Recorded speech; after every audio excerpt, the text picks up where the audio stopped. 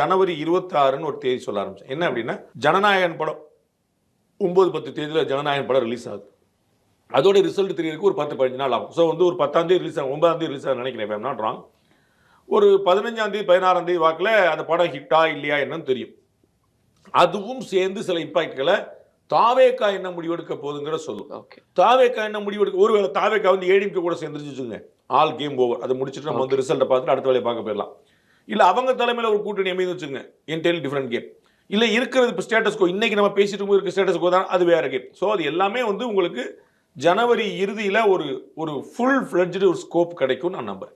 Jan 26 நீங்க சொல்றதே sir, Jananayagan படம்ன்றது அவ்வளோ பெரிய இம்பாக்டை கிரியேட் பண்ணுன்றது இருக்கா? திரு விஜய் அவர்களுடைய பெரிய பலம் அவருடைய கொள்கையா, அவருடைய கோட்பாடா, அவருடைய லட்சியமா, அவருடைய திமுக எதிர்ப்பா, தமிழ்நாடு காணாத ஒரு புதிய பார்வையா, என்ன சொல்லுங்க?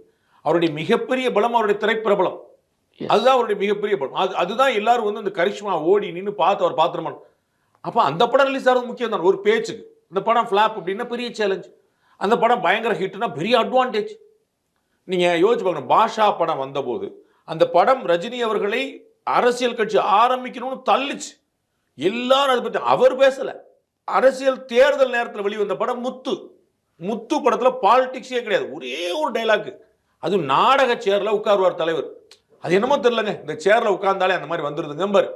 அதுக்கு தியேட்டர் பூரா அப்பலாம் சொல்லிச்சு. அப்ப அந்த காலம் தான். முத்து படத்துல பாலிடிக்ஸே கிடையாது. மீனாவாட்டில் ஒரு இடத்துல கட்சியெல்லாம் இப்ப நமக்கு எதுக்கு, அவ்வளவுதான். அந்த காலத்தின் கையில் அது இருக்குன்னு சொல்லி, அதான் அவர் வந்து அந்த பக்கமே போகாம இருந்த பேர் கூட அந்த முத்துங்கிறது வந்து பெரிய, ஏன்னா அது தேர்தல் நேரம். அது மாதிரி இப்ப தேர்தல் நேரத்துல அந்த படம் வருதுங்கிறதுனால அதுக்கு ஒரு இம்பார்ட்டன்ஸ் பெருசா இருக்கும், எதிர்பார்ப்பு பெருசா இருக்கும்.